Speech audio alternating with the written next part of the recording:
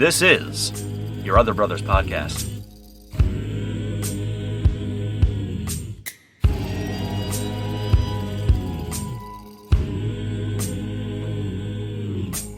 Fear, you're not my lover, you're not my friend, you're not my brother. Oh, and no, there's no room here. There's a vacancy in my heart, but it ain't for fear. Welcome, friends, to Your Other Brothers Podcast, navigating faith, homosexuality, and masculinity together. From the Jewel of the Blue Ridge, sitting on the floor with my standing desk once again. My name is Tom, and I'm so glad you are here. Joining us today for a very special episode from the city of Oaks, it's our other brother, Ryan. What's up, Ryan? Not much. Hello, everyone. Good to imagine your faces. And very special, joining us from the Midwest, it's our other brother, Dean. What's up, Dean? Not much. How's everyone doing today? Thanks for tuning in. Thanks for tuning in. You know, we have Team Old School and we have Team New School. And then what we have today is what I've dubbed Team Middle School, because we are merging. No. Can't we call it a crossover episode? Is it too late to withdraw from this school? I was trying to think of a good name for this team here because, I don't know. I'm on a team kick. Trying to enhance brotherhood. You know, we're all in a team. We're on the team of brotherhood together, and that's what I came up with was Team Middle School. So, like it or not, it sounds more like you're stirring the pot. That was the intention as well. The only team I care about being on is Wildcats because that's where it's at. Wildcats. Oh! High School Musical. Oh my gosh, that took you way too long. This is a gay movie reference, isn't it? It took me a long time. How dare you both revoking your gay card? I have seen all three High School Musicals, so I know it's just not at the forefront of my brain as much as maybe it is yours. It should always be at the forefront of your brain. I don't know why High School Musical isn't automatically at the forefront of your brain. I'm sure plenty of our listeners caught on way quicker than me, and so I apologize to those that were screaming in their cars and at the gyms. Well, they're not at the gyms because they're closed. Some of them are anyway. But anyway, I'm so glad you guys are here today. If I didn't already say that, so glad you're listening because today's special because every once in a while we open the doors to the YOBcast studio and we just see who wanders in, like who's going to come in today. We have our either Team Old School, New School, Middle School, whatever you want to call it. But we've been blessed over the last couple of years to have some special people traipse on in here and share their perspectives from maybe outside of what I've called hashtag the YOB bubble. So today is going to be a great episode because we're talking with Bill Henson, who leads this incredible organization, Lead Them Home, Posture Shift events. He's an amazing individual. Dean and I have connected with him so many times over the years. Dean more extensively than me, but he's just like one of the most knowledgeable, empathetic, just understanding people. Like if you want someone to go to a coffee shop and talk to, like this is the guy at the top of the list. So I'm so excited that he agreed to be on our podcast today. And I know we're gonna have a great conversation with him. It's gonna be fantastic, and getting to share about what he does as we talk about LGBT outreach and ministry, as we talk about loving people well. That's the goal of today, is to hopefully walk away loving people just a smidgen, hopefully, or maybe more, maybe a maximum amount better. So I'm looking forward to this conversation.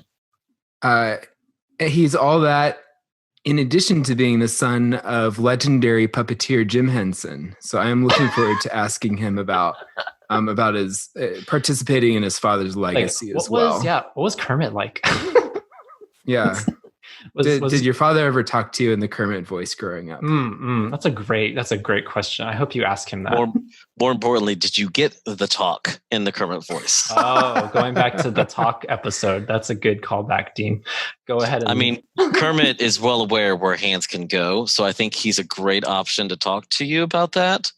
Because you know, of all the places this intro could have gone, Kermit giving the sex talk was not anywhere on my radar. So thank you, Dean. That's why we're here.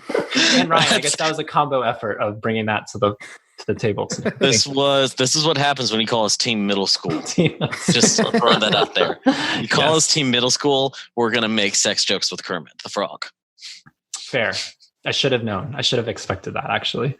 Y'all, it's been a while since the three of us have been on a podcast. I know, I don't have the archives in front of me, but what I always think about when the three of us record, and forgive me, listeners, if I've mentioned this many times or at least once or twice over the years, but I just always go back to that episode where you, Ryan, me, and Dean were in the closet together. Yes. No ventilation.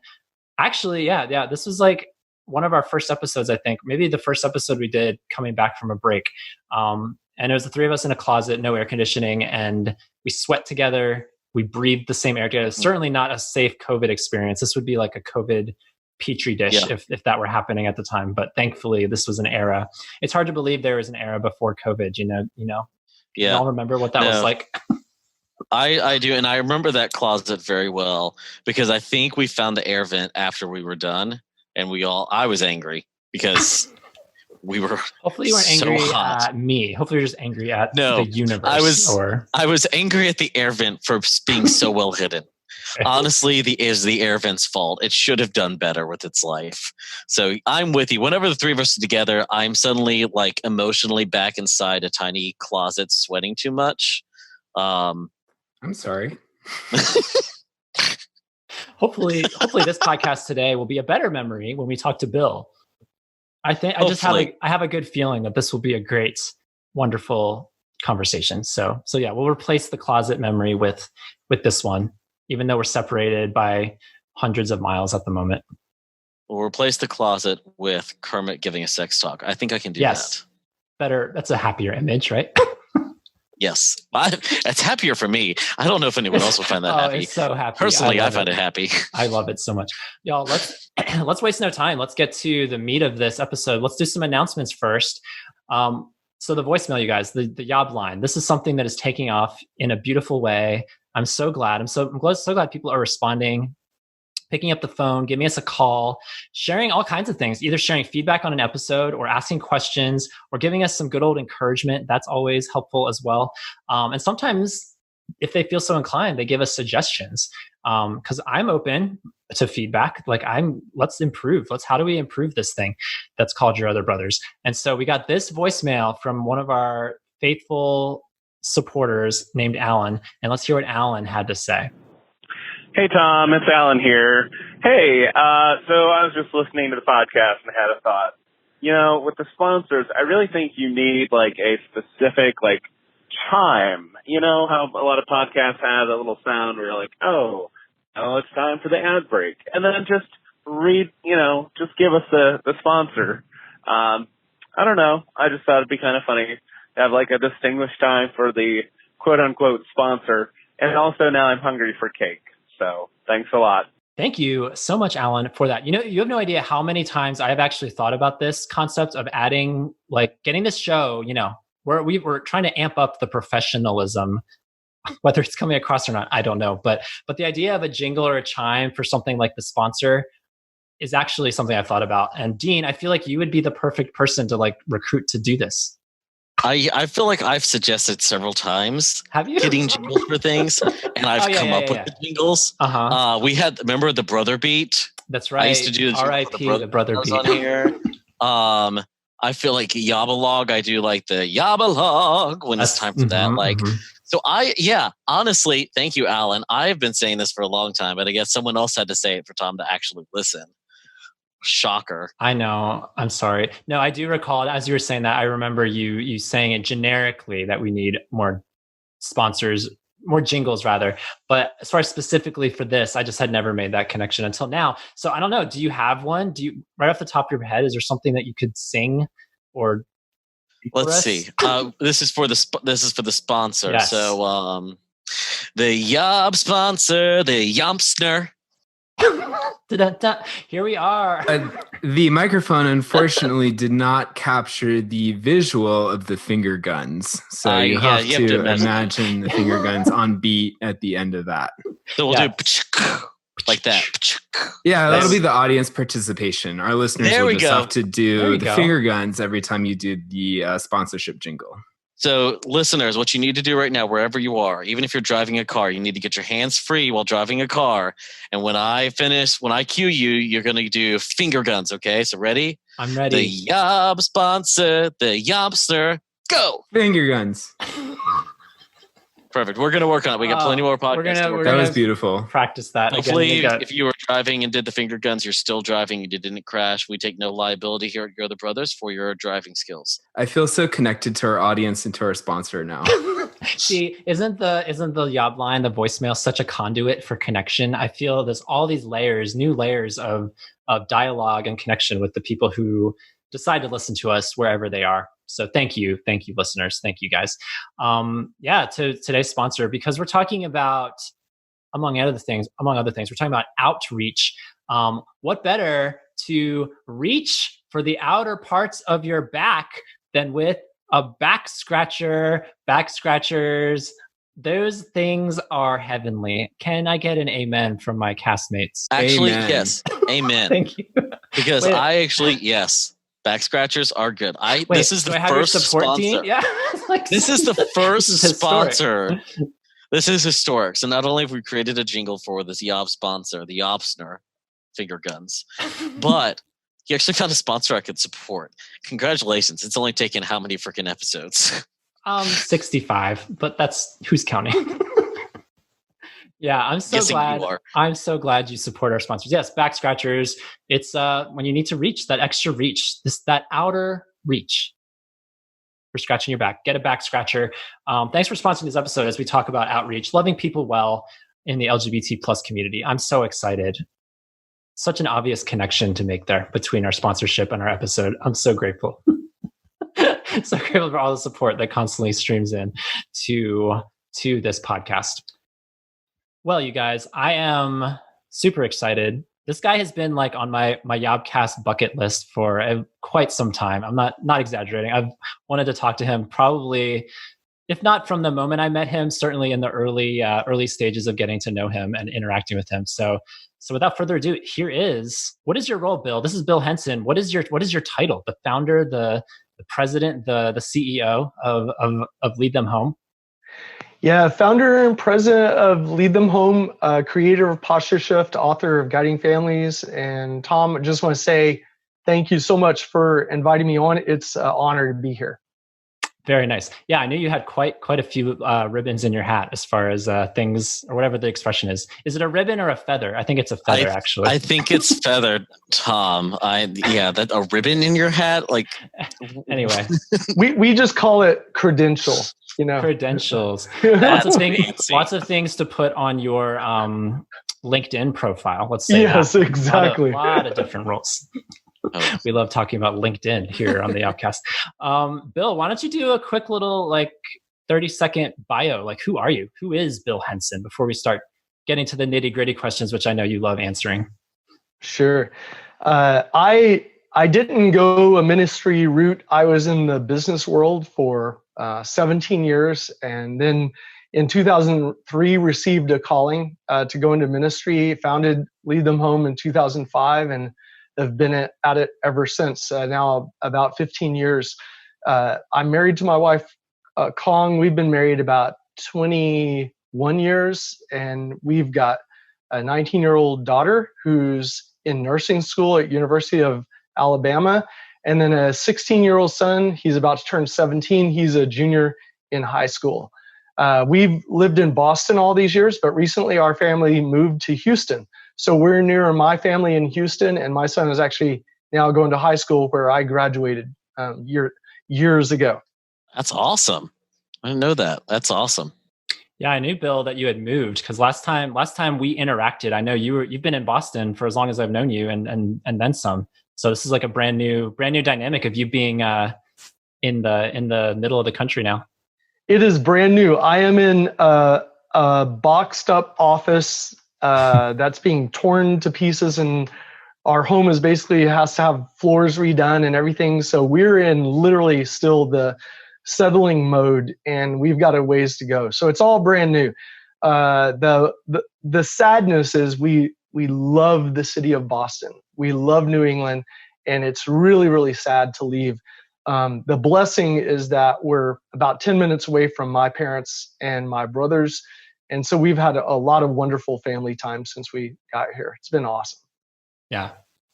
Yeah, Boston's such a great little town. I'm bummed that I never got to, because I fully intended to make a trip up to Boston for lots of reasons, but one of them certainly would have been to see you and to like check out your world there, because I've only been there a couple times in my life, but the last time I was there was a few years ago, and I just love the town, love the history, love the architecture, the streets, everything. Yes. Tom, how many times have we seen each other in other cities? I mean, I've had you on our panels at Posture Shift across the country from East Coast to West Coast, and it did not even dawn on me that one of those was not even Boston. It's never Boston. No. We've been in California together. We've been in Florida together. We've been in St. Louis together. Yeah, but never Boston. But yeah, we will be in Boston one day, and I'll take you to dinner. Dean, Ryan, you all come. We'll all go to dinner in North End in Boston. It's like being in Europe for the night. It's awesome. I'm down for that. I've actually been to Boston to see you, Bill. I've been there twice, actually. One time was in the fall. I can actually say that I've been to Boston in the fall now. So take that, vegetarian. I still haven't been to Boston in the fall. And you probably had our dog Bolt snuggling at your feet in the middle of the night, too. He did. He was very excited to see me, and it was a little bit cold because Boston's a little bit cold in the fall, so I wasn't like complaining. I was just more like surprised that the sudden friend in the room.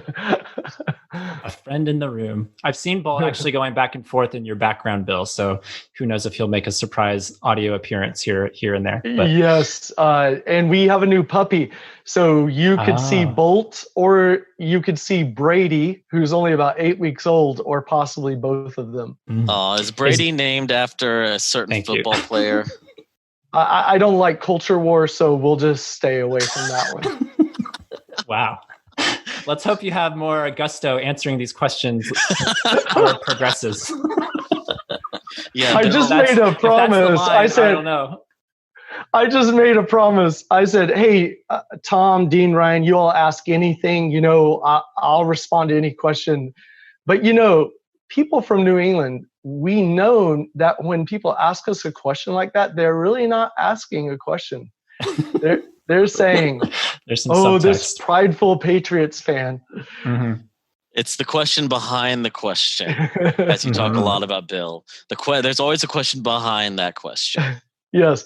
Hey, on a more practical note, Brady is the cutest little teddy bear puppy dog. Literally, this dog looks like a stuffed animal. I mean, so amazingly cute. So we're having a blast. Nice. Hopefully that's making the transition better, moving across the country to a brand new place. Yeah, absolutely. Well, Dean or Ryan, do you want to ask Bill one question? I'll allot one question just to get to know our guest here today. It could be as deep or as shallow as you'd like it to be. I don't know. I'm still wondering about the dog being named Brady, but I'll go away from that one. Yeah, thank you. I try to ask good questions, and I usually fail. Mm-hmm.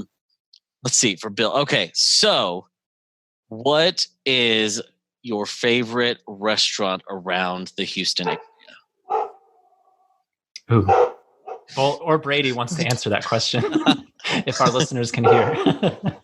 Oh, wow. Well, in Houston, it is one of the most ethnically and racially diverse cities in the world.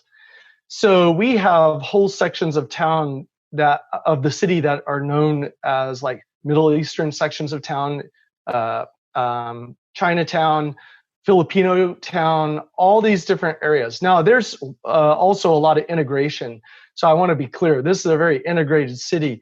In our neighborhood, there are all kinds of people from all over the world who live here.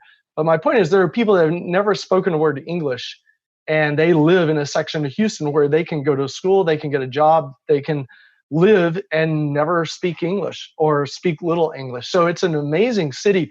And what that means is you get a lot of diversity. Now, I could say that I like a lot of different kinds of food, but I'll just say the influence of Cajun and then Gulf seafood mixed together in the Boston or in the Houston area is amazing.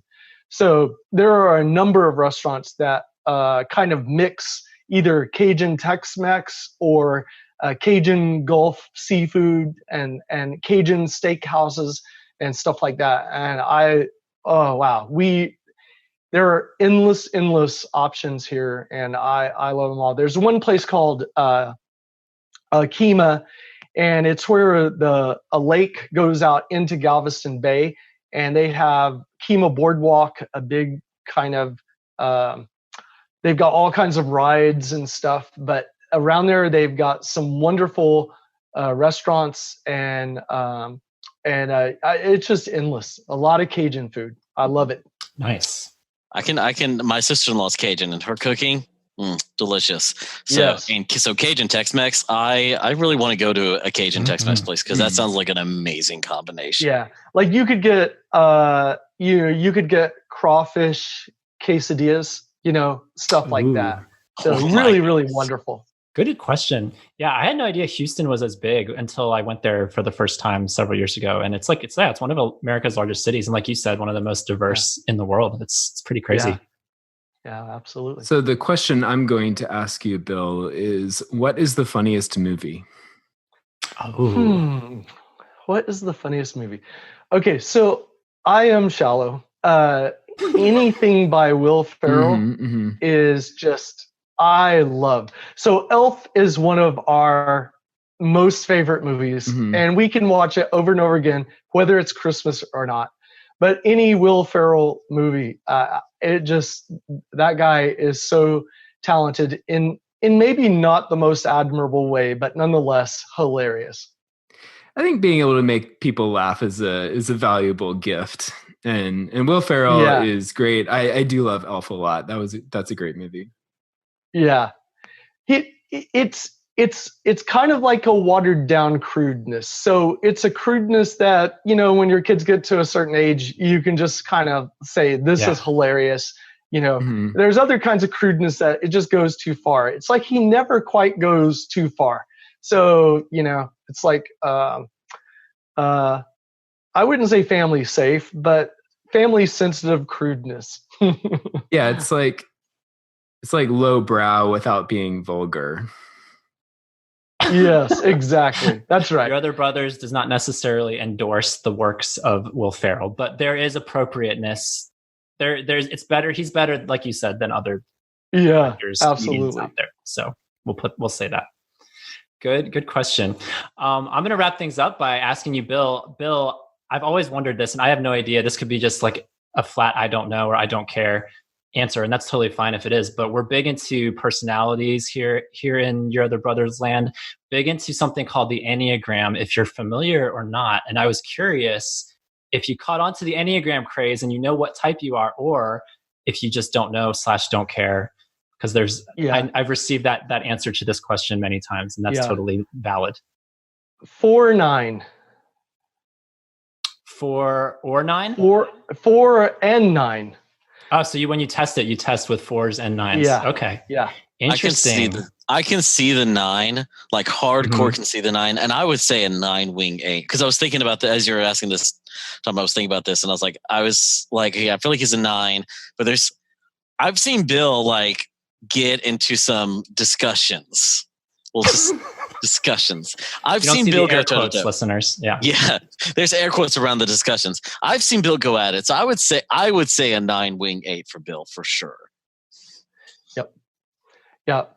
I'm not. I have some activist friends.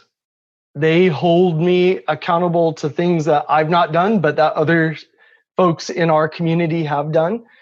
And so I'm constantly in a setting where I have to be outside my comfort zone. And in some respects, I've learned to like thrive and actually enjoy that things that are not necessarily natural to me. And I think sometimes that shows up in your giftings, just the experience of that. Mm-hmm. Very nice. Hopefully that gives our listeners a little bit of a framework for who you are, for those that aren't familiar. I will say, Bill, I have recommended Lead Them Home. I get asked all the time about like, what are some good resources for parents trying to walk their kids through something, through sexuality issues or gender identity issues, or the list goes on, all kinds of diverse scenarios, emails sent my way. And it's always fun to be able to just point them your way. And we have plenty of our readers who have, or listeners rather, who have listened or read your book, Guiding Families, and we have that on our website. So if anyone's interested in checking all that out, you can go to either our website, we have a resources tab, or check out leadthemhome.org. And we're going to spend the bulk of our conversation today just kind of talking about what Bill does with Lead Them Home. So I'm going to go straight from your website, Bill. This is just, so correct me if any of this is incorrect or out of date, but I'm just going to read straight from your website, your about statement and who you are. So Lead Them Home is North America's leading training and consulting resource for church and ministry leaders on LGBT plus inclusion and care. Our vision is loving LGBT plus people in the church via our mission to enhance church inclusion, increase family acceptance, protect against victimization, and nourish faith identity in LGBT plus lives. Does that sound accurate? Yeah, that's pretty accurate. I'd say that our vision is pretty easy to understand. It's pretty easy for folks to accept. When we get into our 4 missional goals, in enhanced church inclusion, people start to say, whoa, what do you mean by that? Increase family acceptance. Can I ask you a clarifying question about that? Protect against victimization, no problem with that one. Nourish faith identity.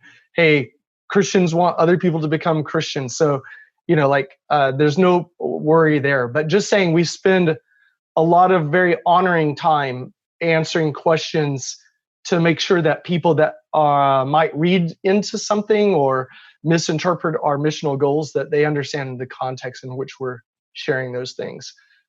Example, enhancing church inclusion. Why should our churches not be a place where people could discover Christ, right? And yet, if they can't feel safe in their own skin because of a fear of, being actively condemned, well, we should do whatever is possible to ensure that folks could actually have a spot at the table to grow in their faith identity.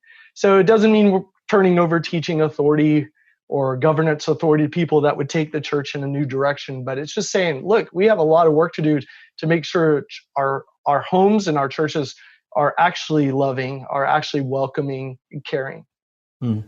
Yeah, that's awesome. And when I was poking around your website earlier, I had no idea that y'all's name, Lead Them Home, came from a Leland song. I was like, it blew me away because I love Leland, and I never made that connection until, just preparing for this conversation. That's where that came from. So that's so cool. I discovered Leland in probably 2002, maybe 2001. I think Tears of the Saints came out in around 2003, 4, something like that. It was relatively new when I went into the ministry, and the lyrics that grabbed me. First of all, it's a very amazingly moving song. I mean, I believe it's spiritually anointed. There is God's fingerprints, the love of God just radiating all throughout all of their music. Honestly, I would later learn they're from Texas City, which is only miles away from where we live right now in the Clear Lake area in Houston. So really awesome. So that kind of just knowing they were from roughly where I grew up made that even a more special connection. But the lyrics, there are schools full of hatred. Even churches have forsaken love and mercy. And then the refrain goes later, Father, we will lead them home. In other words, it's a song about taking responsibility, about saying, whoa, have we played a role in why people have been propelled outward away from Jesus? Oh gosh, if we have, Lord, we want to be with you, leaving the 99 to go get the ones that have been pushed away and to lead them home, in a sense, to bring them back to Jesus. And so the inspiration of the song, we didn't quite mean for the name of the ministry to be so othering. There's a lot of deep meaning in the name of the ministry, Lead Them Home, and it comes from that song. Very powerful song. Yeah, that's so cool. So cool to hear the origin story, because I literally had never heard that until and then hearing you elaborate was so cool to hear that too. Now, what's not helpful is that we live in a world where not a lot of people know about Leland. And then people that might know of Leland might not know the song Tears of the Saints or the line in the song.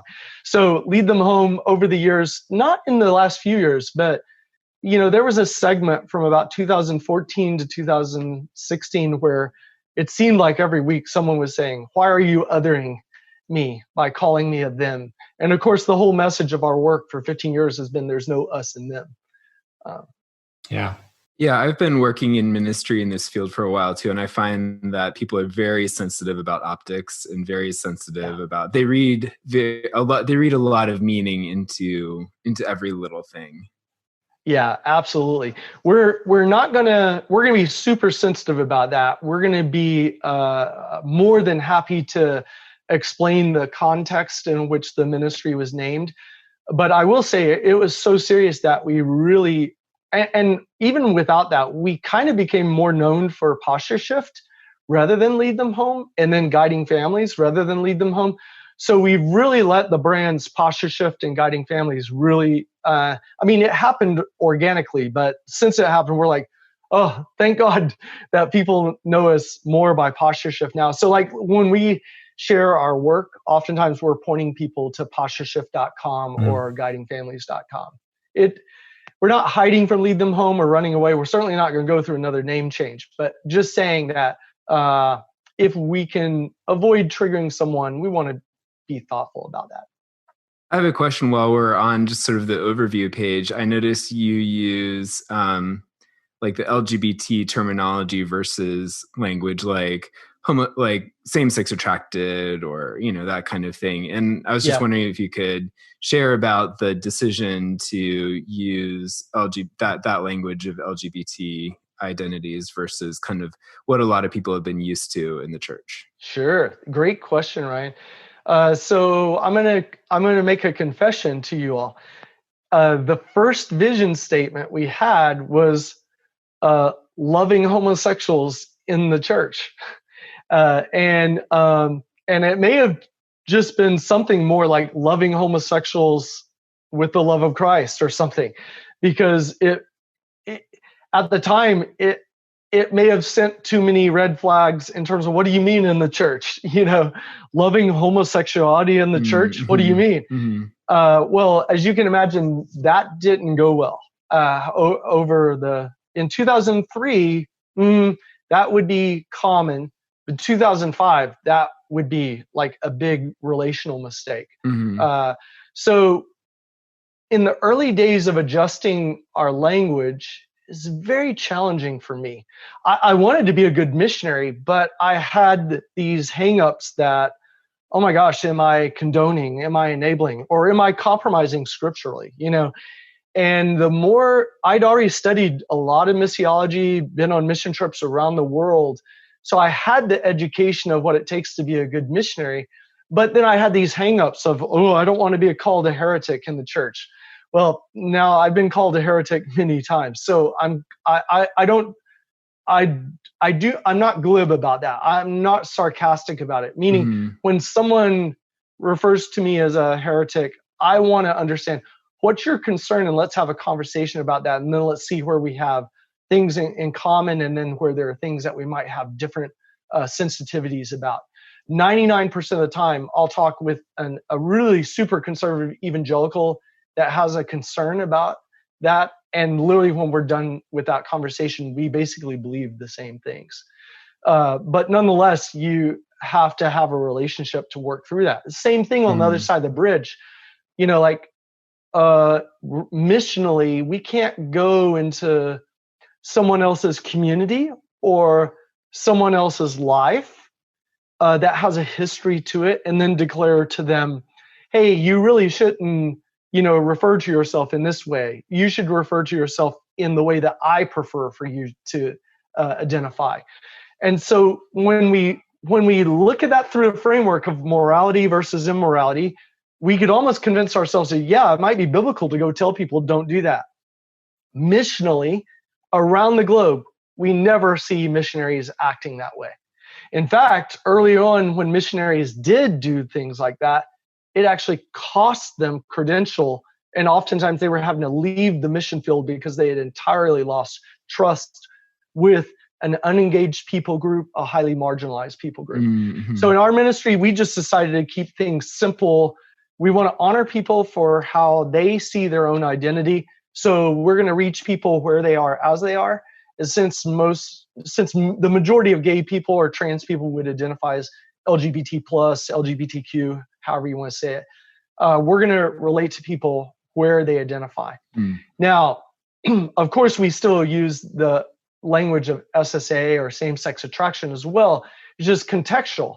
If there's someone that has attractions, but they definitely don't see their identity as gay, or they once did and now they don't, we make sure we honor people based on how they self-identify. That's great. Yeah, I love that outlook and that perspective. Yeah, we used to in our vision statement, we actually used to have LGBT plus / SSA, and it became a stumbling block not for people who have SSA. It became a stumbling block for LGBT people that were largely unchurched, and they felt like we're reducing their identity, who they are, to a behavior or a mere urge or desire.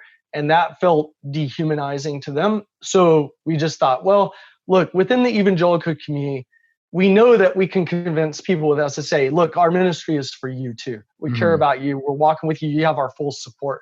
But for people that got propelled outside the church or who are, in a sense, unchurched, de-churched, well, it is an honoring thing to be to defer to the sensitivities that they would have. Yeah.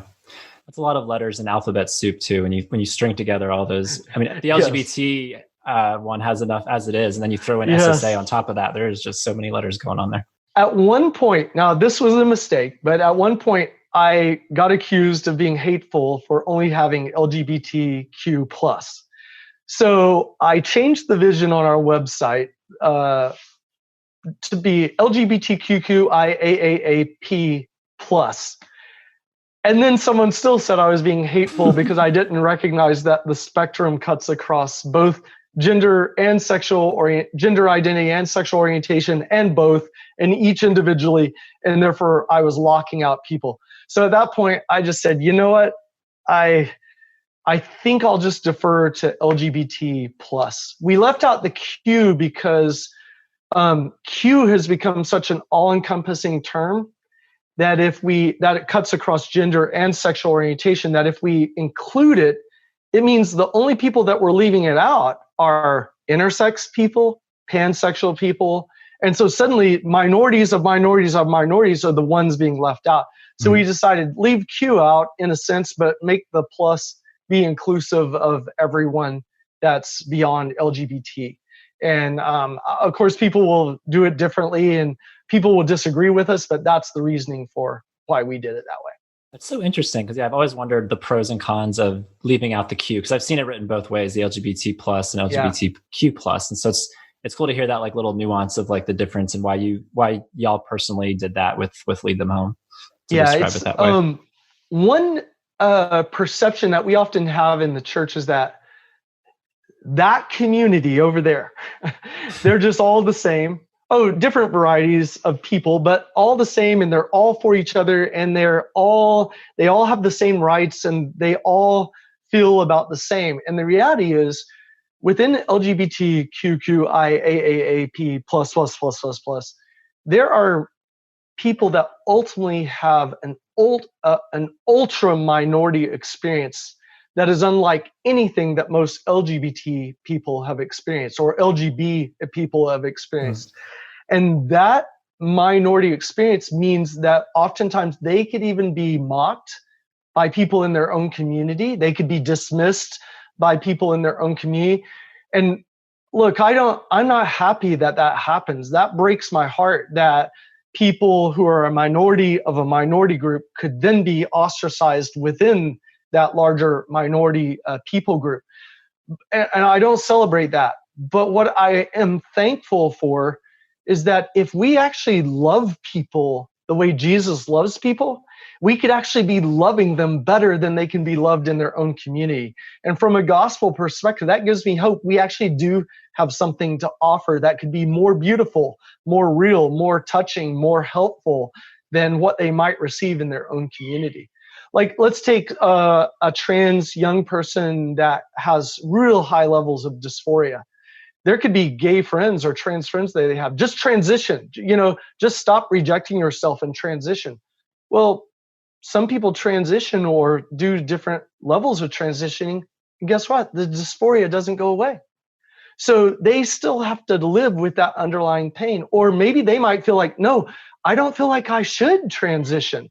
So they have to find a way to live in the midst of, and there could just be friends that are just saying, you hate yourself. If you loved yourself, you'd just go ahead and transition, then you wouldn't experience dysphoria. And that's just not true across the board. So no one can make an absolute guarantee, hey, if you never transition, if you be faithful to God and never transition, your dysphoria will go away because God will relieve your suffering. This side of heaven, that may not happen. And hey, if you just transition, everything will be fine. You'll be golden. The dysphoria will go away. That may not happen. So caring for people like Jesus cares for people becomes this beautiful opportunity to live out the gospel. Yeah. Yeah. So Bill, because I've gotten the chance to work with you, I've gotten the chance to attend Posture Shift. One of the big things that you start off with there is acknowledging that you talked a little bit about this with Ryan a while ago. You said, you look at it as missional, as missionary. And part of a critical part of that is acknowledging that the LGBT community is a legitimate people group. It's not just random people who have maybe one thing in common and that's the only thing that ties them together. But legitimately, there's a culture, there's a language, there's a history there. Could you talk a little bit more about how you developed that, and even how that changes the church's approach to the LGBT community, to view the LGBT community as a people group? Sure. Absent a missional framework, we only have a moral framework, which is not just a moral framework, it's really a immoral framework. And if someone falls outside of a majority immorality, if someone falls into a minority experience that's within the realm of immorality, treatment can be really bad. Dismissing humanity can be bad. People can be treated in an undignified way. People can be treated with a lack of kindness, and that can be called holiness. Instead of us laying down our lives for people the way Christ laid down his life for us, we think we can just go tell people what they should believe or what they should do with their life, and then we've been godly, and so we can wash our hands in a sense, and hey, we told them what they should do to honor God. It's up to them now. Okay, there's some right beliefs in that, or some right beliefs that have become weaponized in a manner that can lead to some really horrific treatment of people. And so through a missional framework, it doesn't neuter the gospel. It doesn't neuter what's moral or immoral. It doesn't require that we change our position or shift our position, but we are absolutely called by Scripture to shift our posture, our actions, attitudes, and words. So through a missional framework, we do what missionaries do all around the world. We say, oh, yeah, there is this moral, immoral issue to decide what do you believe biblically the Bible teaches. But beyond that, it's like, but even if people disagree with me, there are still people that need Christ. And what am I going to do? Well, what do missionaries do around the world? Well, they go and they contextualize the gospel to people where they are as they are. But you can't just do that day one. You have to live in that community. You have to live with people. You have to immerse your lives with people. You have to get to know them. So best practice missiology says that if you're going to reach an unengaged people group, a highly marginalized people group, you better have the humility to be a listener learner rather than a teacher teller. You better have the humility to go and learn about a people and recognize them as a people rather than trying to dismiss them as a people. So in best practice missiology, missionaries make a commitment before they're ever sent into the mission field, by the way, to learn a people group's history, culture, and language in order to make sure that they can have the skills, the authentic skills to learn about people, engage people, develop trust, and then live their lives among people over the long term. One of the great failures in missiology is when people go to all that effort to learn all of that and go into the mission field and only last 3 months or 6 months or a year. The goal is for missionaries to last years. And that means it requires a dying to self. We have to die to our comfort zone. We have to die to our own culture in a sense. It doesn't mean we lose who we are or lose our biblical convictions, but we have to have a posture of humility. We have to have a posture of, what does the scripture say about God? He made himself nothing, taking on the very nature of a servant. God did that to reach us. I don't think he would call us to anything less in reaching other people in the world that have not discovered the great love of Christ. Yeah. And I love that in your description of all of that, you did use the phrase posture shift, because that's a great segue into what I wanted to talk about next, because that's one of the big things. You've mentioned it already once, but talk a little bit about posture shift and what those events look like, because Dean and I have been blessed to be able to participate in some of those around the country. But what's kind of the heart behind it, and what's like the structure of it? Because then I want to share my first posture shift story after you explain what it is, because I have a good one. I will look forward to hearing that. That's great, Tom. So posture shift, it's a missional training platform designed for church leadership teams. When I say church, the wider church, so parachurch ministries or churches, Christian counselors, Christian camps, Christian administrators and educators at schools and universities, all levels of the church. But it's a top-down leadership training. Our experience is that church teams could send, a leadership team could send 3 people to posture shift, and they could come back with a lot of passion, but it won't actually accomplish the implementation work that's needed because it's complex and some of it can be controversial. So posture shift offers a top-down training platform that's a shared training experience where an entire leadership team can grow and learn together. They can experience objections, hesitations, cautions together. They can see where breakthroughs over concerns happen. They can discover a biblical basis for the teaching.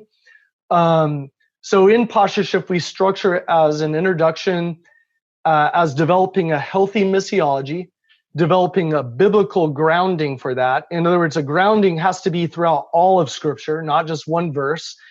And then we go into the missional segment of looking at LGBT people through the framework of their history, culture. By culture, it just means what's it like to grow up LGBT in our world. And then language issues. Language is, every word counts. And there are a lot of words that and phrases that we retreat to that are very offensive to LGBT people, primarily because once we learn they're gay, we retreat to only those things when we're trying to share the gospel. And it becomes very obvious that we're judging them, that we're othering them, And so we go through that. Then we go through a best practice care plan. We go through an inclusion model for executive leaders that help them understand, how do you do this in a biblical way that makes sure that your leadership structure is able to continue to teach from a traditional biblical or an orthodox biblical view. And then we put leaders through, in small groups, through a series of about 6 to 8 people studies where they're given all kinds of real life scenarios and they have to, as a small group, work through that. And then we come back together as a large group and talk about all the creative ideas that leaders came up with. It's a 2-day course. So this is playing out over 2 days, and it's cumulative. The cumulative impact it's measurable. Literally, teams will start to get excited. We'll have people at 2 p.m. day 1 come and say, when I was here this morning and we first started, I was like, where is this going? I'm very concerned about where we're going. And then they get in the afternoon, they're like, I am so excited about where we're going. This is filling in blanks for questions that we've had for years. We've been immobilized. Now I feel like we can actually move forward and actually live out the gospel in the lives of LGBT people in a more productive way. Yeah, I love the energy of end of day 1 going into day 2, because I've been to a few of these posture shift events where it's just fun. It's fun to be a part of these tables and group discussions and to see light bulbs going off and to see just like a genuine hunger for empathy and understanding. And how do we do this right? How do we do church right? How do we love people right? So the story I was going to tell was in 2017, I went to my first posture shift, and one of the people on your staff reached out to me because she's been following my blog for years. Like I don't know how she found me. but years prior, probably like 2013, 2014. I wrote a book in 2013, so I know it was around then at least. But she reached out to me because I was in Denver that summer, and she knew I was in Denver, and y'all were doing a posture shift in Denver. And she sent me an invitation to come attend this conference. And I had never heard of Lead Them Home, posture shift. Like, I was like, what is this? Your other brothers had only been around for like a year and a half to this point. So I was still fairly new in this whole journey that I've been on. And so I was like, you know what? I'm all about life experience, and I'm certainly all about like networking, and I was there. And so it was convenient timing that I was able to zip on right into Denver, right into your conference, or your 2-day event there. And, I got to meet you like within, I think, either the first break or the second break of the day. I got to meet you, Bill. And like, you knew of me. I'm not sure how much you knew of me beyond my book, because I know y'all were selling my book at your resource table, which was really, really kind of you guys to do. But then my story is, it's like, we hardly even know each other. We've exchanged 5 or 6 sentences. And then you ask/tell me, so we're going to be doing a panel later. And I would love it if you would go on and share about your story and your other brothers. And so it was like within literally hours of knowing who you even were and what this conference event even was, that I was sharing my story on a panel discussion at Posture Shift. And from there, it's like, we were off to the races, Bill. Yeah, it was awesome. And Tom, you're one person I'm just like, I just know Tom will do such an amazing job, a beautiful job, a humble job every single time. And, like, the great benefit about meeting someone that wrote a book that you read is that you actually kind of do know them. And so I loved your book, and it gave me an insight into your heart. And it was a joy to invite you into that panel that first day. Yeah, it was fun times. So my favorite part, Bill, of the posture shift, I love you and I love it when you speak, but I think the gold happens when you turn off the mic and you let the groups discuss, because my favorite parts of those conferences have just been like listening to a lot of gray-haired people. They're like going through, some of my favorite memories of posture shifts have been when we go through all of the vocabulary, and there's like you have like a glossary page, I think, of all these terms like genderqueer, like hearing a 68-year-old woman say the word genderqueer and then read the definition and be like, what is that? Or trying to figure out I think there's an exercise of like, circle the ones that you think are offensive to the LGBT community and which ones aren't, which ones are just vocabulary neutral. And it's fun to just like see how they do, how do they test? Because but I'll be honest, when I first started, those first couple, like going back to that Denver posture shift, there were some terms that like I didn't know what genderqueer meant. Like I've been in this world for however many years I've been, and I had no idea what that term meant. And so it was educational and productive for me too, as someone going those first couple of times. And obviously I learned as I went, because I've been to a few of these things now. But yeah, I think it's beneficial to pretty much anybody in the church, because it's just relevant. Yeah. One example on the language at those small tables or small group discussions is there could be a youth pastor that's saying, yeah, well, queer is definitely okay. And then there's like a 60-year-old pastor that's just saying, queer is not okay. So depending on generation, the way I say it is queer was okay before it was really bad, before it was good. And so, in my generation, if you were called queer, it was a very derogatory term, but that's just not the case today. So we get that cross-generational kind of experience of people sometimes have perceptions based on what words have meant to them over their life. And so it makes it really interesting. It's a fun learning atmosphere. Mm-hmm. Bill, you've mentioned that you have one part of posture shift is the person studies. Are those based on actual experiences, or did you just come up with random scenarios? Yeah, good question, Dean. We have a kind of like a top 10 people studies that are challenging situations that have been brought to us over the years. Like, for example, our number one people study, it's been number one for 12 years now, because it's one of the most common things that church leaders engage. But when we serve a team or when we go and serve a group of churches, what we'll do is we'll share with them our top 10 in the order that they usually get asked about. And then we'll ask them, oh, by the way, if you have real life scenarios or scenarios you've dealt with in the last couple of years that are different than these, and you want those covered, then we'll substitute some of your real life examples for our people studies. And we'll have that happen as commonly as church leaders relying upon our list. The key is this: if we get through 8 of the 10, we will cover almost every scenario where church leaders struggle the most. And so that becomes a real fun time. By that point, biblical apologetic buy-in is established. Missional education is on the table. Best practice care plan, at least a little bit of it has been covered. And now it's let's get to work and apply this. So by the time you get past the third people study, church leaders are really starting to be creative about how to apply the principles. And they actually come up with unique things we've never even thought about. And then they're able to share that. They get credit for those ideas. And that helps people, other church leaders in their city, to get pushed along that learning curve all the more. So it's really a lot of fun.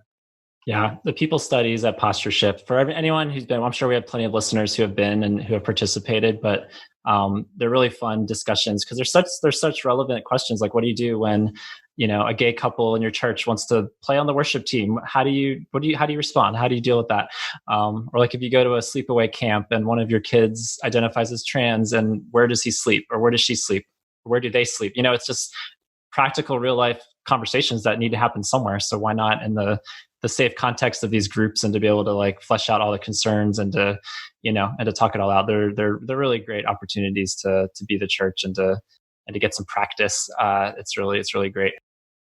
So Bill, in my work with the non-straight ministry at my church, the drum I'm always beating is that non-straight people, you belong at our church, not in spite of your sexuality, but in light of it. And so as you talk about church inclusion, I just wonder if you could talk more about like, what does that inclusion look like? Like what kind of integration do you see, or do you want to see happening between LGBT people and the churches they go to? Sure.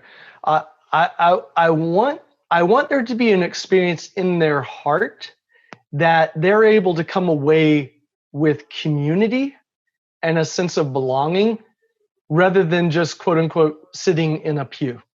So there's a certain kind of way that we might convince ourselves that we're welcoming, and yet someone basically is only in the pew. Well, the pew is not the body of Christ. It can be a very valuable place where we worship God and learn about God's word and pray and do that communally. And that's super important. And that's an element of community, but it's not the deeper element of community, which occurs in small groups. Mm-hmm. So I would love for example, I would love for every church to have a highly trained small group that would be capable of including anyone. That would be capable of including a trans male who's married to his partner, a non-binary person who goes by they, them, their. I know that not every small group would know what to do with that. I know not every small group would be comfortable with that kind of, let's say, in-reach, a kind of outreach that involves in-reach or inclusion. But I would like church leaders that whoa, we live in a world where there are all kinds of sexual minorities and gender minorities, and they, like everyone else, need Christ. And how are we going to reach them? Well, we can't reach them if we don't offer a framework for inclusion where they could actually experience belonging. So let's make sure that we get at least a 1 or 2 or 3 small groups that have a high missional skill set, that they would be able to include people, and there wouldn't be people bickering over, what does this mean? Where is our church headed? Why are we doing this? Instead, they would actually see it as, no, we know exactly why our church is doing this, because we're living out the gospel to reach this generation for Jesus Christ. Like Tom mentioned, I've had the chance to attend several pastor shifts, helping out, working at them, all that sort of stuff. I actually I think I only ever attended one. The rest I worked. But I think, and there's a question in here eventually, but the thing that I've always appreciated about Posture Shift is One of the things that has always I've run into in my own work in LGBT outreach and care is people will ask me, well, where's the theology? Where's this? Where's the faith? Where's the gospel? Where's all this stuff inside here? And they say like I'm adding on to it. And what I appreciate most about posture shift is that you can't walk away from posture shift without understanding that everything that Bill says comes straight out of the gospel. Like the whole gospel of humanity was unable to save itself. Christ came down, did what we could not, and now extends that grace to us. And you can't walk away from posture shift and not see that is basically every aspect. The whole 2-day process is filled with the gospel. And so for me, I've loved that. That's my favorite part. Will always be my favorite part of posture shift is the fact that it's literally just 2 full days where all you do is say, what does the gospel look like when we live it out? And so the question in all of that, Bill, is, was that intentional for you to fill the whole thing and say, this is going to be completely gospel oriented? Were you trying to give some knowledge and then bring it back to the gospel? Was that connection organic for you? How did that kind of process go to create posture shift and have it be literally 2 solid days of gospel training?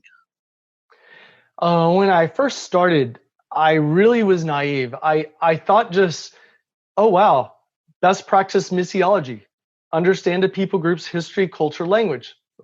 Let's do it. And without any foundations, I was running past people's discomfort, their cautions, and just trying to educate. And in the end, it wasn't generating any conversation or questions. Why? Because people were, hit pretty hard by the idea of, like, well, but what about all of our biblical concerns? So at first I kind of like, oh, I feel those concerns too, trust me. But I just kind of thought like, no, this is urgent.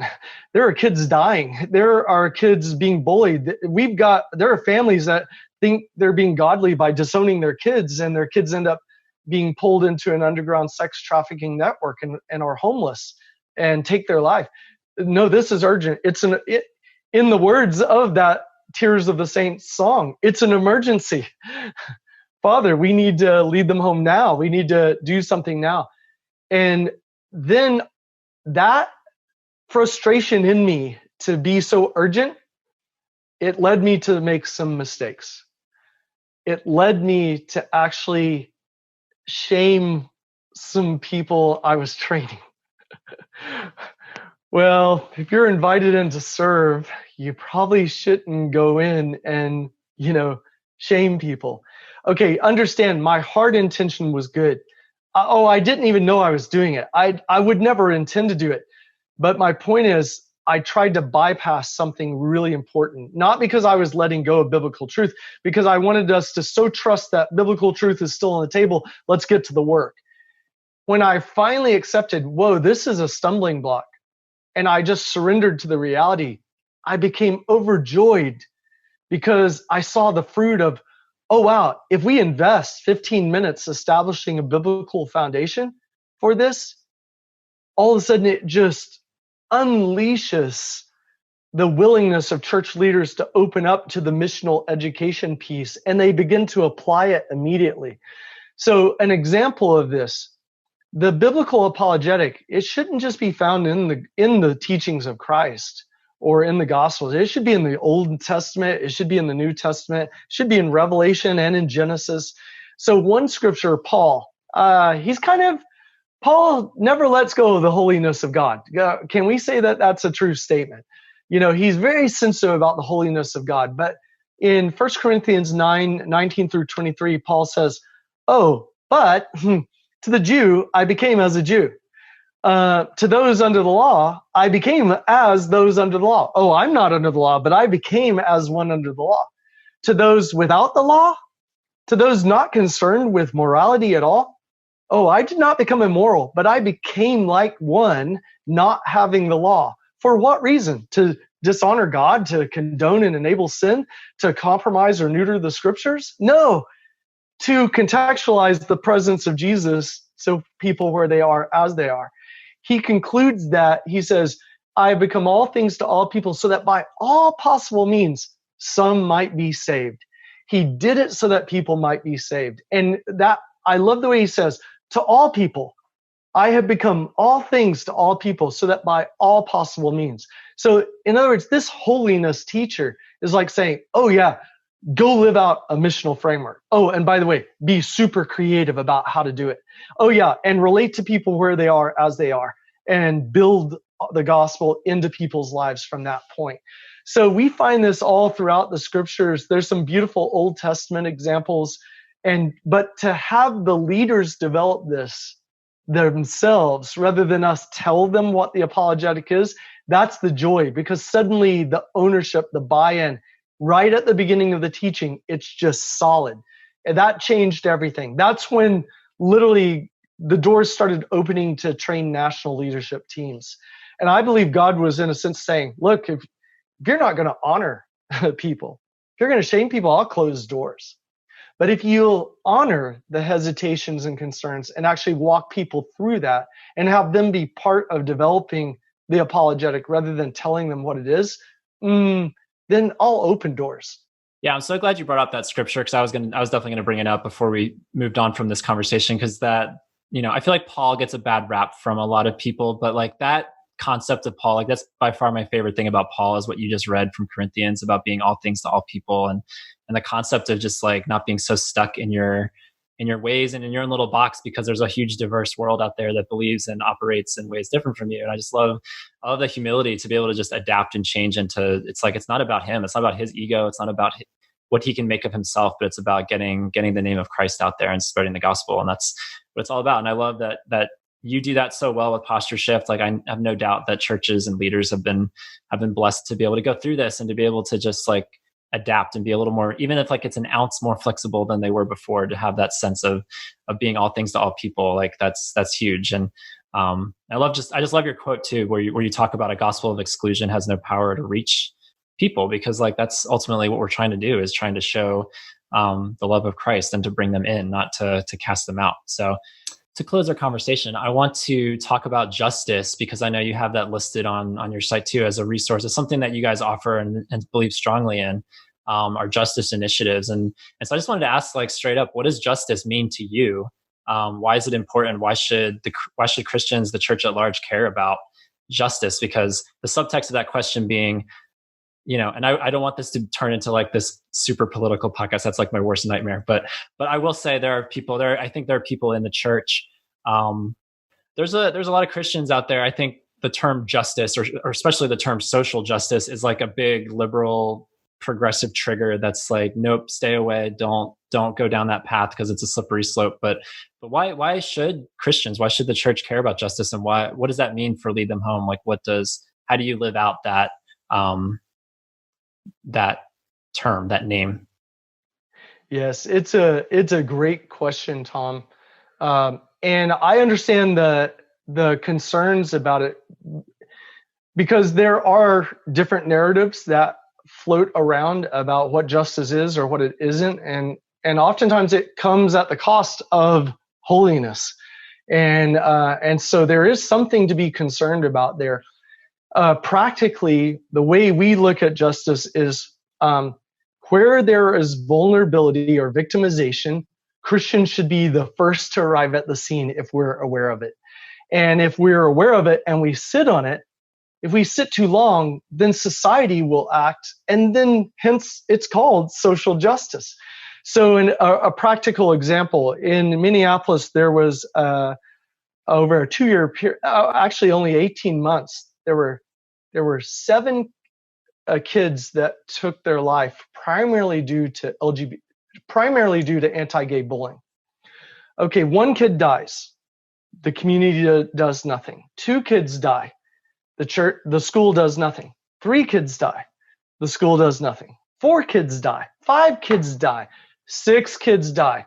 The 7th kid died, and the only reason it was so viral is because that 7th kid, Justin Alberg, actually took his life in the middle of a rash of suicides among LGBT youth that were being bullied all across the country. And so it became a very visible thing that, whoa, this school district, a single school district has 7 kids dying, largely, not exclusively, but largely due to anti-gay bullying. Okay, well, who ends up being Jesus in that scenario? It could have been a local church. It could have been a local church leader. It could have been a parachurch ministry. But instead, it ends up being the U.S. Department of Justice that takes over control of that school district and determines, hey, you have trouble keeping kids safe in a public school atmosphere where it's designed for kids to be able to be safe and learn? Well, we will take over your school district and we'll make sure that it's managed in a way where all kids can be safe. That school only came out of federal control about 5 or 6 years after Justin Auberg's death. So this is an example. Now, I don't want to shame and blame the lack of action in that one community. The fact is, this could happen on any of our watch. And the importance is when young people, people of any age, but when young people in particular are vulnerable or victimized, we want to be the first, and in the name of Jesus, to come to their rescue, to help them. So, for example, we'll offer a scholarship to any LGBT youth that has experienced family rejection, homelessness, something in the realm where their ability to go to college, that financial ability has been stripped from them. If that's been stripped from them, we'll partner with a secular university or a Christian university, whatever, to make sure that they're able to stay in school. It's part of their dignity, their value, their worth, the capacity for them to actually get a degree so that they can provide for themselves rather than be homeless on the streets. And so justice, from my perspective, is very much gospel-centric in the sense that Jesus constantly leaves the 99 to go rescue the ones, oftentimes who are not pure and holy, by the way. Some of the ones that Jesus reaches out to, they have a lot of sin in their life, people like us. And yet Jesus goes to them because he loves them. And he goes to them precisely because they're vulnerable or that they've been victimized. And so to me, justice is about the gospel. I know there's a social justice version that can get far away from biblical narratives, particularly around holiness. But my point is the lack of holiness is not an excuse to go help people that are vulnerable and victimized. Well said. Yeah, thanks for talking about justice, Bill, because I think that's something that I'm on a fairly new journey on myself of learning what does justice mean for my life as a believer and my church, the little C church, and then certainly the big C church. Like, what does that mean in this day and age? Because I know having gone to some posture shifts, I know you've talked about like going to Orlando, going to the memorial of the Pulse shooting, and just paying your respects and being present there with people who are struggling or even suffering and just having a really hard go. Like that touched my heart to like hear about how y'all are doing that and stepping into that with no agenda other than just being there to love people. And that's a beautiful, beautiful thing. And I'm just really grateful. I'm grateful for all that you do with Lead Them Home. Well, like, again, I said at the top, we'll have a link to your website and to Guiding Families, which you were kind enough to bring me on to like write something in there. So I have an excerpt of something in there, and it's like stock full of like stories and vocabulary and education. And it's like a phenomenal, phenomenal resource. So I can't praise it enough. It's like, it's really great. A bunch of our listeners and supporters have benefited from that resource. So I'm sure we could talk about that for a long time, because I'm sure that was not like an easy project. And I know that was a long, that was a labor of love, wasn't it? I see a lot of faces right now. Yeah. Yes, it was a long process, but the joy of it being done now. We've got 2 versions, about a 34 or 44 page essentials edition and then a 150 page expanded edition. In about 2 weeks, our expanded edition will be available on Amazon in Spanish. Our Essentials edition is already available on Amazon in Spanish. So we'll have both versions in Spanish. It's available in Swedish in Sweden, thanks to Seventh-day Adventists. They've been a great partner on printing Guiding Families and distributing it to their leaders. And they actually had some of their European counterparts want copies, and so they printed it in Swedish. We've got a young person that is working on translating it into French right now.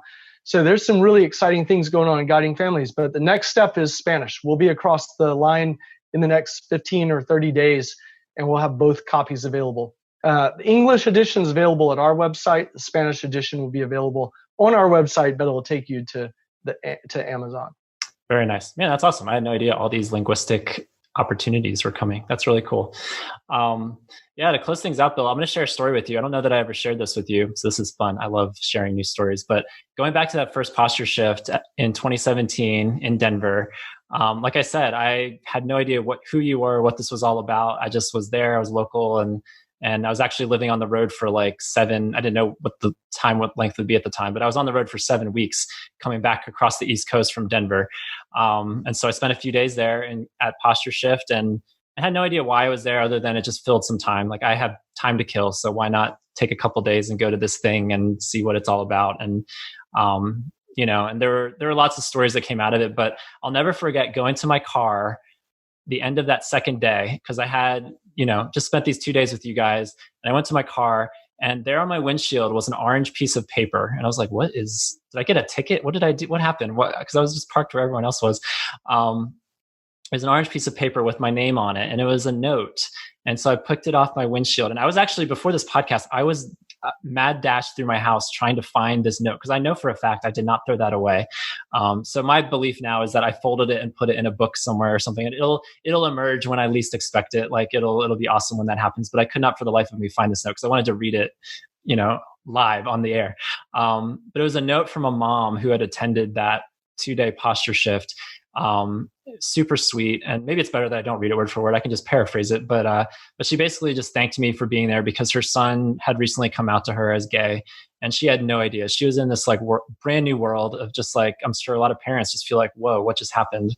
Like my son or daughter just came out to me, and it's something they've known for years and years and years, but this is something that's just hitting me like a torrent, like a wave out of nowhere. And I have no idea how to respond and how to react and how to love them as a mom, as a parent, and how to love them as Christ, certainly. And so she just thanked me because she got my book, and she was just like, and she, we had exchanged a couple conversations over those 2 days, but she was convinced, she wrote in the note that she was convinced that God had brought her to that conference, if for no other reason than to meet me and to have this conversation with me and to have my perspective as a gay or an SSA person growing up in a Christian family, growing up in the church, and how I'm walking with the Lord through it all. And it was just the sweetest thing. Like I am so grateful, if nothing else, like to walk away from those 2 days with that little orange piece of paper. I was like, this made it all worth it. And I'm so grateful for what Bill's doing to create this environment where moms and pastors and youth pastors, people that are actively on a payroll for ministry, and people who are just, lay people and just want to love people better, whether it's within their own family or not. And so thank you for just creating that opportunity for so many people, because it's absolutely making a difference. Absolutely, Tom. That's a beautiful story. I did not know that, and that means a lot to me. When we've had our panels, of course, over the years, we've kind of transitioned to having a lot of virtual panels, and that is educational, but it doesn't allow for those in-person, relationships to form. On the ones that have formed, there have been people in the audience who have just gone up to some of our panels and just said, look, I know you have a loving mom and dad. I'm so thankful you do. But I'm just letting you know, if you ever need a place to stay, if you ever need anything, just contact me. My family, my home is your home time. There are church leaders and, as you say, parents that attend. I love it when there are Christians, there are church leaders or lay leaders who literally, they internalize it, they own it, and they start to live it out immediately. They start to say to people, I want to make sure that in the name of Christ, people, LGBT people or SSA individuals experience the church living out the gospel, loving people. And so it's really, really awesome to hear that story, Tom. Yeah. Well, thanks, Bill, for taking the time to come on today. It was so good talking to you. I feel like we could talk for hours, and maybe one day we'll do this again and dive even deeper. But sounds great. Yeah, I appreciate you taking the time to come on from your new place in Texas and I hope everything goes well. We didn't get to talk much about just like, how COVID is impacting your ministry or whatever. But again, I encourage everyone to check you guys out. And if you feel inclined to give and support what you're doing, I feel like the money couldn't go to a better place. So definitely wishing you all the best, Bill, with everything, all the work that you're doing. Thanks, Tom, Ryan, Dean. It's an honor and a privilege, and I'm just so grateful to have spent this time together. As a joy. So thank you very much. Thank you, Bill. Thanks, Bill. Much love. Bill, you cannot find someone who has a bigger heart for seeing the gospel spread to those who've been marginalized than Bill. Truthfully, I've had the pleasure of attending posture shifts. We've been working alongside him. I've been able to be a part of the Lead Them Home team in so many ways over the past several years. And I will never cease to be amazed by his heart and his passion for the gospel and seeing everyone experience it. So I'm so thankful we got to hear from Bill today. For all the listeners, I hope that this was able to bless you and encourage you as you continue to journey through faith. That's part of YOB. But we are, we're working through masculinity, homosexuality, and faith as a critical part. And so for Bill, I hope this was able to encourage you today, because I know it has encouraged me just to be able to hear and talk with him again in this setting and be able to share that with all of you. So thank you again to Bill for an incredible conversation today. Mm-hmm.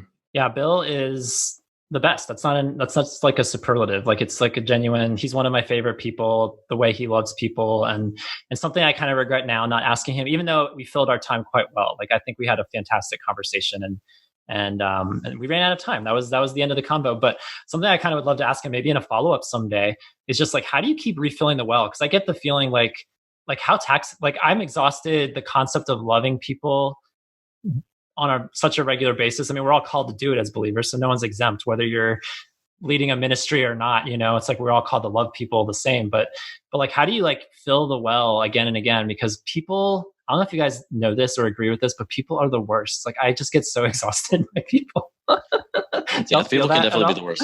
Yeah, it's just like, how do you maintain? Because there's got to be a lot of self-care, and certainly got to be a strong connection with the Lord. And I don't know, I kind of would like to maybe dig a little deeper into his own just personal, because we talked a lot about what he does with his job, which is great. It was a great conversation, but I kind of would like to dig deeper and just learn about, like, how does he do it, Bill, personally? And how does anyone personally love people well when you constantly are like, I can only imagine the stories he's encountered of people who have brought tension or conflict or friction to these groups and churches and meetings and conferences and things that he's been a part of over the years. I can only imagine. So yeah, people are exhausting. That's why Muppets are important.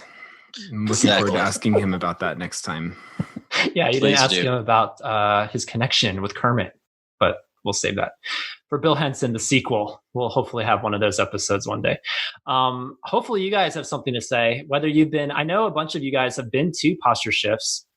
It'd be awesome to hear your stories and your experiences going to these events, because I know I've connected with a few of you guys who have been there. So please share your posture shift story. If you want to go to our podcast episode page at yourotherbrothers.com/podcast, find the episode 65 post on LGBT outreach and ministry, and share a story, whether it's about posture shift or what you thought about this episode, the concept of loving LGBT people inside the church and outside the church as well. Like, what thoughts do you have? I would love to hear what you guys have to say. And if you are so bold and so daring, as our dear friend Alan was earlier in this episode, you can also call the YOB line 24/7 and leave us a message rather. We'd love to hear your voice. We'd love to hear either, your story, a question, a suggestion. I mean, the floor is open. So please tell us. 706-389-8009. Please call and tell me what you would like me, Dean, to sing next on Your Other Brothers podcast. Yeah. Other jingle suggestions? I mean, do we need a jingle suggestion for like everything, for the benediction, for the announcements, for iTunes reviews, maybe? I don't know. I mean, there's so many options. The options are truly endless. We'll see what the people say. So y'all feel free to call us.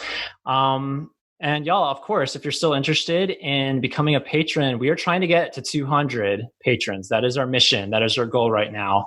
in order to bring the Convo Cast back. So if you're interested in supporting what we're doing with Yob, you can go over to patreon.com/yourotherbros. And this is groundbreaking because we are introducing a brand new tier. This is what I call an experimental tier. We'll see if it lasts. But I'm committing in my heart to bringing this new experimental tier for the next 3 months. So October, November, and December, you guys, we are starting our very own Yob Book Club. This has been something that people have been clamoring for months now, if not years, but at least more vocally the last few months. And so what it's going to be for $15 a month, if this is something that you can swing and it's something you want to jump in and try, we're going to have monthly Zooms for October, November, and December. And we're going to discuss a book. And I haven't decided what those are yet. I'm pretty sure what they're going to be. 2 of them are going to be nonfiction and 1 will be fiction. And so we're just going to have a grand old time gathering for a couple hours. Dates to be decided. But that'll be starting sometime in October, will be our first Yob Book Club. And if these 3 months go well, this could be a thing that sticks. And if nobody shows up and nobody reads the book, or people are throwing hate language at each other because they disagree on everything, then this will be something that dies a glorious, fiery death. And so I'm excited. Really, it's a win-win situation. There's no loss because it'll either give us dramatic stories or it'll be a rousing success. So Yob Book Club, $15 a month. Y'all go to Patreon today and join. Dean, I feel like you're more of a fan of it going down in a garbage heap of flames. Like, I feel like you live for that drama. Oh, I am personally cheering for a dumpster fire. Can we have a big labels dispute? That would be a great part of our book club discussion. Dean needs to spearhead the film club. Yeah, film club. There you go. I am down for that. Things. I am down for starting a film club. We're going to start with the modern classic Mean Girls. And we are going to have that debate. Does Aaron Samuel's hair look better pushed back? That's 30 minutes right there. Yeah, be ready. And I have strong opinions about this, and y'all are going to hear about them. Maybe High School Musical make it into this rotation.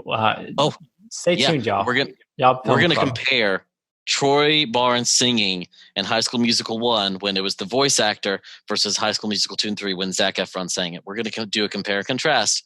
Who was better, Zac Efron or whatever the voice artist was? I saw a funny meme or something the other day where it was like, yeah, when I was a kid, I thought Zac Efron was so hot, and now as like a 30-something, I'm watching this movie and I'm like, ew, he's so like weird, gross looking, but his dad is so hot. That'll be the other discussion. There's a great discussion there, Zac Efron versus his father in the movie. But that's a deep dive. I regret opening this can of worms. I do not. Thank you for opening this can of worms. I greatly appreciate this, Ryan. We got to go, y'all. But stay tuned because, if you're follow the Patreon page, we'll have more information about this Yob Book Club coming soon. And in the meantime, man, what a great episode with Bill. Again, big thanks to him. Big thanks to Ryan and Dean for coming on this episode. We'll try and recreate the magic again next time, as we always try to do. For all your other brothers, my name is Tom. This is Ryan. I'm Dean. Hugs and kisses. Reminding you that you are not alone. Even the sparrow finds a home. See you next time, everybody. Bye, everyone. Go watch High School Musical. Thanks for listening to Your Other Brothers podcast. Our show is edited and produced by Thomas Mark Zuniga. Theme music is Fear Is Not My Lover by Nathan Rousseau. We'd love to hear your story. Comment on this or any of our episodes at yourotherbrothers.com/podcast, or share a story to play back on our show by calling us at 706-389-8009. You can also email us at podcast@yourotherbrothers.com or write to us at Your Other Brothers, P.O. Box 843, Asheville, North Carolina 28802. If you enjoy our show, consider rating and reviewing us on Apple Podcasts. You can also follow us on Facebook, Twitter, and Instagram at Your Other Bros. Finally, if you'd like to further support our storytelling, community building efforts, consider becoming a Yobber. Yobbers pledge monthly on Patreon and receive perks like bonus podcast content, access to a secret Facebook group, regular group calls with fellow patrons and authors, and more. Visit patreon.com/yourotherbros for more information. Until we journey next time, we're glad you're with us.